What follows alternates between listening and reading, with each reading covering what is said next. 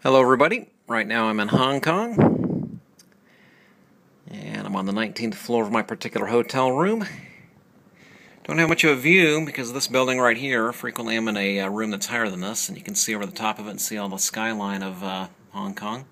This particular building across the street from me is a giant shopping mall. It's over 20 stories tall, and there are thousands of people there pretty much any time during the opening hours. I've been coming to Hong Kong for several years now.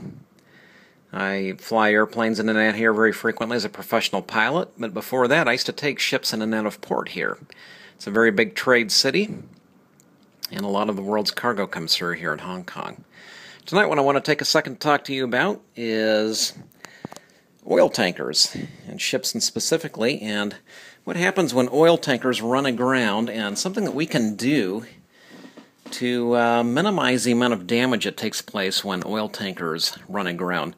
So basically it's a design for a ship that is far better than anything that's currently out there. As many of you remember, the Exxon Valdez ran aground back in the late 80s, and Congress enacted a mandate so that they had to put 2 holes on the ship, which basically, if you take a look at my drawing right here, imagine, if you would, that the ship is basically either going away from us or coming towards us, and you're basically looking along the center line of the ship. So I took away the superstructure, which would come up right here, which would basically be the bridge and where the crew lives, and instead I just cut all that away, made the drawing fairly simple. And as you probably guessed, I was not an art major when I was in school. So anyway, let's talk about this design here. It's not really a new design, but Congress made a very well-intentioned mandate when they created the double hull mandate. However, it's a somewhat misinformed decision. So I'm going to talk about the mid-deck design, and I'm going to show you kind of the fluid mechanics behind it and why it's a better design so that if a ship runs aground, we can prevent all these giant oil spills. The Exxon Valdez is probably the most famous of the giant oil spills. However, there have been several before that, and there have been several since then. And we've had a lot of environmental damage, a lot of economic loss as a result of all this. So anyway, let's just take a quick look at this particular ship. Like I said, it's basically pretend like it's going away from us or that it's coming right directly towards us. You'll find that the lines of the ship, the shape of the hull, changes significantly based on whether you're forward on the ship or whether you are aft on the ship. When you're further forward on the ship, the flare tends the hull tends to have a little bit more flare and a little bit more curve, a little bit more narrow, and then as you move aft on the ship, you find that the tanks are a little bit more, a little bit wider, and you get a little bit more of a fat shape to the hull to it. Frequently, these tanks are also partitioned, so you might have a partition right here and a partition right here to make it a left tank, a center tank, and a right tank. And then you'll have several rows of those, but I'm just going to kind of leave those out and leave this kind of as a basic discussion. So anyway, right here we'll say that this is the hull, and in the center of the hull, in the lower part, is the keel. This blue line that you're going to see in all these different drawings represents water. The orange line is going to represent oil, and you'll see that as the hull kind of bends upwards, forms this little bend right here, and that's called the bulwark. This dark line right here and going across is the main deck of the ship, and the bulwark basically forms, it's basically where the main deck and the hull form, where they conjoin together. The hull continues up and kind of forms like a railing so that crew members don't go overboard. So anyway, that's called the bulwark, and you'll find that on oil tankers, that as well as just about any other ship carrying any kind of liquid, whether it be petroleum, or on one of the ships that I was on, we actually had a 480,000 gallon molasses tank, and the molasses tank vent happened to be right by my stateroom, and I always smelled like molasses all the time because they had to keep the molasses heated in order to keep it from liquefying. So anyway, different story altogether. But anyway, here's the tank vent coming across. You can see that this is the main deck, and we have oil inside of this tank right here. Now, inside of a tank, whether it be on an airplane, in your car, or whatever, the fluid that's in the inside of a tank is called the innage, and the vapor space over the top of a tank is called the ullage. At least in the ship world, they call it the ullage. and in the aviation world they tend to call it the ullage. My roots happen to be in shipping, so I've always called it the ullage. Okay, so anyway, continuing on, we're going to talk about the fluid mechanics involved in it. So anyway, we have a water line right here. Here is the top of the surface of the oil right there. This is the pressure of the ullage right there. That's PU, stands for pressure of the ullage. PA is pressure of the atmosphere. Under normal atmospheric conditions, it's 14.7 pounds per square inch. It applies pressure in every direction, so sideways, down, upwards, you name it. Because the tanks are vented right here with these vents on either side, we find that the pressure of the ullage and the pressure of the atmosphere are the same, and that's the result of being vented. So anyway, as we move further down under the water right here, there's the pressure on the inside of the tank. I call that P1. The pressure on the outside of the tank is called P2. Now in this case, P1 is greater than P2, and the reason why P1 is greater than P2 is because of the column of oil that exists over the top of it. Let me, grab a pointing device right here. Okay, so basically you have this column of oil right here, and the weight of this column of oil going all the way to the bottom of the hull right there versus the column of water right here going to the bottom of the hull, you see that the oil line is higher than the water line, and therefore it puts a greater amount of pressure on the inside of the hull, vice the amount of pressure that the water is putting on the outside of the hull. Okay? So does this all make sense so far? So this would be normal operations. This is what it basically looks like on the inside of a tank. And incidentally, I kind of made a note right here that, like I said, air pressure at the surface is about 14.7 psi. However, as you start to move underwater, the water also starts to put pressure. When you go 33 feet underwater, that puts an additional 14.7 psi. If you go to 66 feet underwater, that puts an additional 14.7 psi on top of the others. So basically, when we're at the surface right here, that's said to be 1 atmosphere of pressure being 14.7 psi. When we're at 33 feet underwater, say for snorkeling or we're scuba diving, we're going to be at 2 atmospheres. We have the weight of the atmosphere that's pressing down on the top of the water, as well as the 33 feet of water, which is an additional 14.7 psi. For a total of 29.4 psi at 33 feet under the water. Okay, so now, unfortunately, we'll say that the ship has run aground. And you're going to find that in most cases, when ships run aground, I'm trying to get this focused here, when ships run aground, the damage, the vast majority of the time, takes place in the bottom side of the hull. It might be scraping the keel. Right there is like I said in the last drawing, the keel. It basically forms the backbone of the ship. Sometimes it's the keel that will scrape the bottom. It's the most bottommost point of the ship. Has the greatest ship's draft.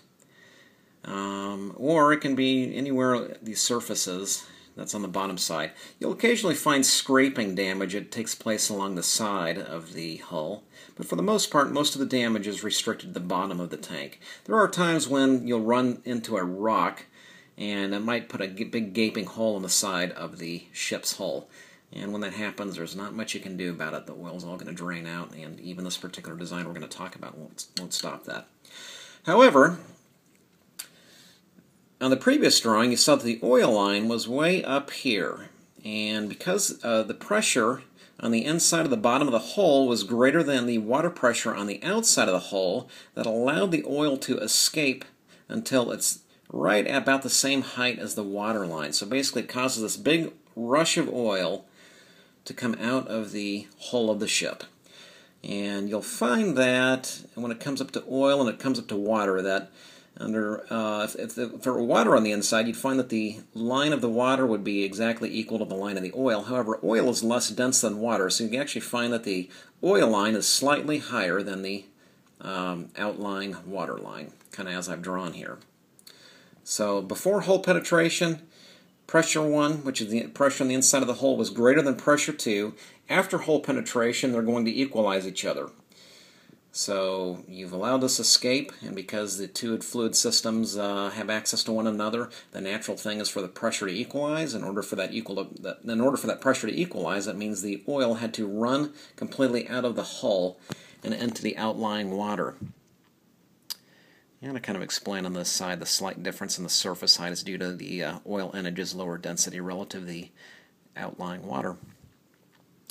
Now, there's a very unfortunate effect when this happens. Not only have you just lost a ton of oil and it's all gone into the water, but because you've drained this particular tank of its oil, you've caused the ship to weigh less, which causes it to get buoyed upwards. So when it gets buoyed upwards, that just allows even more oil to get spilled out of the tank. And when you see the tanks are frequently partitioned, the left side and the center side, if I were to draw in some borders right here, you'll frequently find that the damage will be contained to one side. And because if the damage is only on, say, this right side right here, but not in the center tank and the left tank, you'll actually find that the ship will get listed to this side, so it would be listing this way into the water. And when the ship, like I said, gets lifted high in relation to the outlying water, it causes additional oil to be spilled. So it can cause really the entire content of the tank to be spilled overboard and into the water. All right, little note right here, energy loss increases the ship's buoyancy, basically restating what I just said. Energy loss increases the ship's buoyancy, displacing it higher relative to the water line, causing additional energy loss. All right, so now here is a very simple way to prevent all of this. It's a simple way to prevent oil from spilling overboard in the event that there is a penetration in the hull. So first off, I'm just going to describe how this whole system works, and then in the next sheet we're going to describe what happens if you run one of this ship with this particular design aground. This is called the the mid-deck design. All right, so once again, you have the water line. That's a blue line that goes across. Now what you did on this particular design is you partitioned the tank. You put a vertical partitioning in the tank. And so you thereby created a lower tank and an upper tank. So you basically now have two oil tanks. One is on top of the other. Both of them are vented to the atmosphere. So you have this one on this left-hand side, which is venting the upper tank. And then over on the opposite side, you have another vent that's venting this lower tank also to the atmosphere. So you basically have now three sets of pressures up here. You have the pressure of the ullage of the upper tank, you have the pressure of the ullage of the lower tank, and you have the pressure of the atmosphere. But because these two tanks are both vented, all of these three pressures are going to be exactly the same. They're going to be at 14.7 psi. So the pressure of the upper ullage tank and the pressure of the ullage of the lower oil tank and the pressure of the atmosphere all equal one another.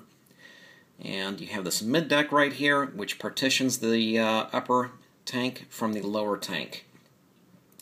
Coming down here, this P2, okay, P1 is at the bottom of this upper tank.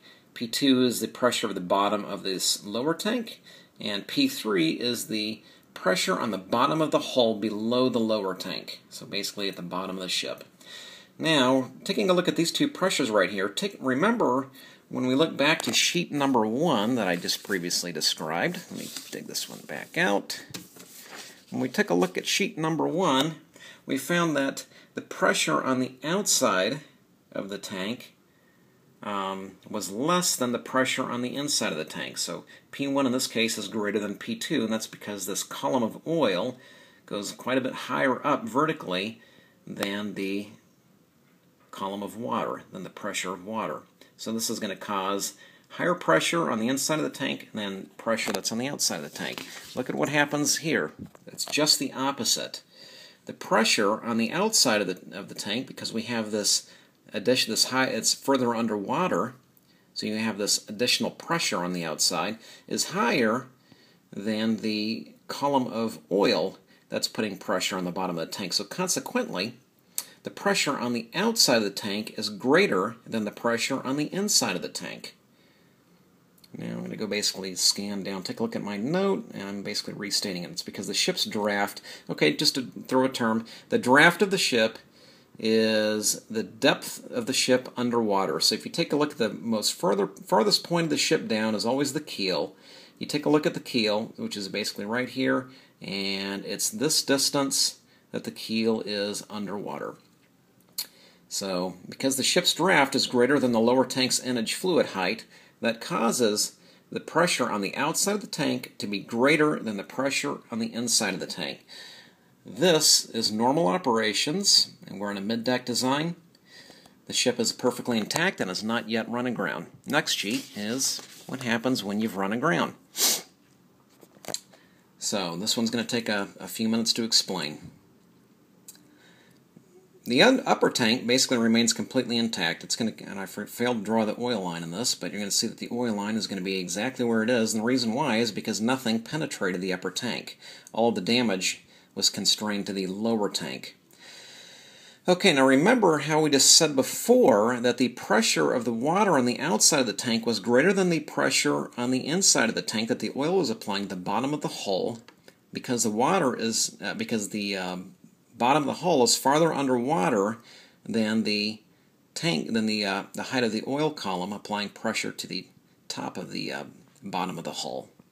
So consequently, when you create this gape right here, because you've run aground, you've created this hole in the bottom, rather than oil rushing out because the water is pressure, it causes water to rush into the tank. So water rushes in instead of oil rushing out. Now, as water rushes into the tank, it's more dense than the oil, so it causes the oil to get displaced towards the top of the tank. So remember, initially the ullage of the tank was roughly right where my pen is going across. That's basically where the surface of the oil was. You had the ullage above it and you had the oil innage below it. As you puncture a hole in the hull of the ship because you've run it aground, rather than the oil rushing out, because the outside of the water pressure is greater than the inside oil pressure, it causes the water to rush in, and then after the water rushes in, because the oil is less dense than the water, it causes the oil to get displaced upwards. So it basically takes the oil and moves it away from the penetration. Make sense? Now, because you suddenly have all this water that's rushing into the tank, it's going to cause an immediate destabilization as far as pressurization is concerned. It's basically going to cause the inside of the tank to become pressurized to the same pressure as the outside of the tank. And what's going to happen in response to that is oil is going to get driven up through the vent. However, it's going to stop before it goes out the top of the vent. In fact, just like we said before, it's going to stop at a position just slightly higher than the actual water line due to the difference in the density of the oil versus the density of the water. That kind of makes sense? Let's take a quick look at my notes. So again, you can see on there, this P3 is greater than the P2 right there. Causes water to rush in instead of the innage escaping out. Before you ran aground, P3 was greater than P2. Again, that's the water pressure vice the oil pressure, so the water pressure was higher. After you run aground, you have water that's going to rush in, and that's going to cause an equalization of the pressure on the inside of the lower tank compared to the pressure on the outside of the tank. And that's going to cause water to get displaced, oil to get displaced upwards into the vent. However, the oil line right here is going to stop at a position only slightly higher than the water line due to the difference in the density of the oil versus the density of the water. Let's see what my notes say here. Ingressing water is of a higher density of the oil innage, buoying the oil upwards initially, changing the pressure of the ullage of the lower tank. Oil will go up to the vent in order to stabilize the pressure of the oil, pressure of the ullage in the lower tank to equal the pressure of the atmosphere. The height of the oil line in the vent will only be slightly higher than the outlying water line due to the oil's density relative to water. The ingressed water will displace the oil away from the damage site. So, again, that's called the mid-deck design. Basically, if you run it aground, rather than oil running out, water runs in, the tank pressure restabilizes, Oil moves upwards in the vent until it's at a position slightly higher than the water line, and hardly any of the oil is going to escape out. So, had you done this on the Exxon Valdez to each of the tanks, or many of the other oil tankers that have run aground since then, you would avoid a ton of damage to both the atmosphere and to the economy. Again, Congress created the double hull design, and what the double hull design is, you basically put a second hull on there, and the idea is that if it's a very minor collision with the rocks, that won't penetrate the tank. Well, guess what? Most of these collisions are not minor collisions. If you take an oil tanker that has 100,000 tons of cargo, that's going 10 knots, and you run it aground, you could put 10 holes on that ship, and those rocks are going to penetrate all 10 holes. So, no matter the level of damage, however, this particular design right here, called the mid-deck design, will significantly minimize the amount of oil that's lost during an oil spill when a tanker ship runs aground. All right, if you have any questions or anything else, any comments, I'm always happy to get feedback. Due to my profession as a professional pilot, I fly all over the world. Some places I go doesn't have such great internet. Some of the places don't have such great internet access, and sometimes it takes me a little bit of time to get back to comments, but I'll get back to any questions or comments as soon as I can. All right, thanks for listening. Appreciate your time. Take care.